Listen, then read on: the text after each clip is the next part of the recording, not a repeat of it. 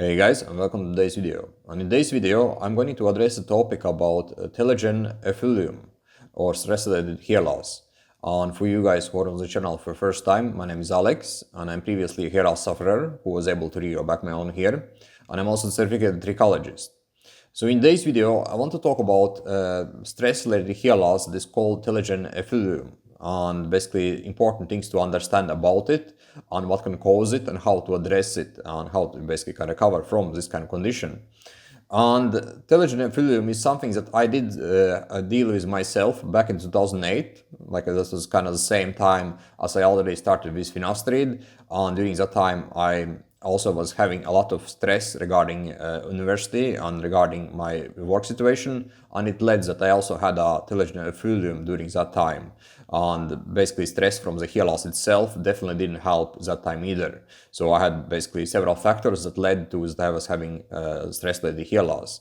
And thing with telogen effluvium is that we have different phases of hair cycle, right? So we have adress phase or growth phase, and then we have a catagen phase, and then we have a telogen phase and exogen phase, right? And basically what happens when there is, for example, stress-related event or stress-related factors that leads that hair are shedding, what happens is that the hair kind of prematurely goes from adress phase to telogen phase because of some kind of factors that led to stress to the follicles, right? And usually that stress to the follicles is stress that is happening either in our life or lifestyle caused factors, but it also can be factors that causes that body itself gets kind of a stress factor, for example, by illness or medication or injury, for example, or surgery. Like those things also can cause stress-related hair loss and lead to that hair go from adress phase to telogen phase much earlier or much faster than they should. And thing with telogen phase is that the hair that are falling out earlier or has this kind of condition, they usually have a white bulbs, right? So there is usually a lot of white bulbs to them. Like for example, if I have a regular shed from the treatment, nowadays I usually have just the sharp endings to my hair, right? But when I was having telogen problems or telogen effluvium, what would happen is that my hair would have a white bulbs at the end of them, and they would be quite big white bulbs.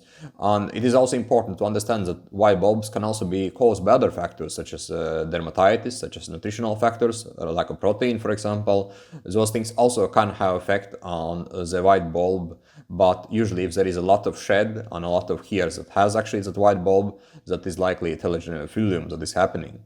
And the way to address it, like telogen effluvium is something that can be addressed either by itself, right? So for example, if there is a timeline of, let's say, stressful events that has occurred, then it can have an effect on shed like 2 months later, right? So that's kind of usual timeline for it. And what happens next is that when that shed starts to slow down, assuming that stressful event has been basically solved, what happens next is that sometimes hair can recover by itself as well after 6 months' time. Right, so that's kind of usual timeline for recovery.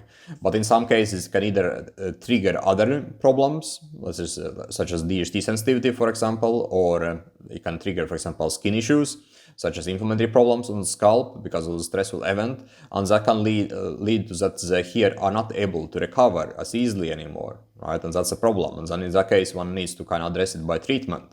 Another important factor with telogen effluvium is that it can affect the hair all around the scalp, so it can affect the sides and back and also top part, right? So it doesn't have to be just specific kind of placement of the hair loss.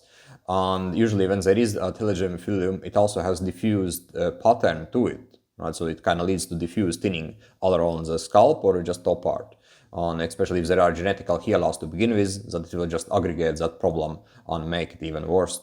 And the thing with telogen effluvium as well, as I mentioned earlier in the video, is that it can be affected by internal factors, such as medication, such as illness, surgery, for example. Those things can also affect and cause that one gets telogen effluvium, even if one is not having stress directly affecting one, right? So it's basically stress that is affecting one indirectly and causes stress to the follicles and leads them to basically go into telogen phase much sooner as they should.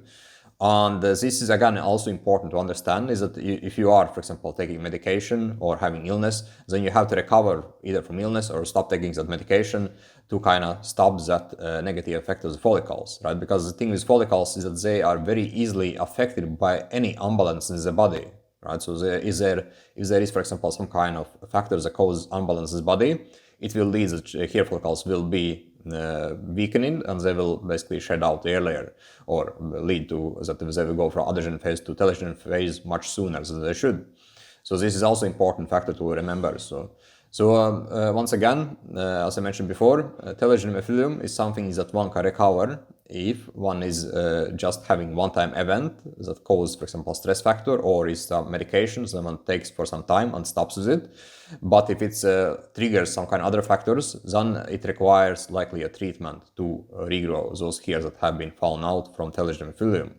And in that case, one of course needs to find out what actually has happened and what kind of trigger responses or what kind of triggers there has been and how to address them. And for you guys who are need help with hair loss and looking for solutions for hair loss, or you have been doing a treatment but you haven't seen results yourself, you can schedule a call below this video. Let's have a call and see what kind of steps you can take to actually gain back the hairs that you have lost and solve this hair loss issue once and for all. Thanks for watching this video, guys, and see you next one. Cheers.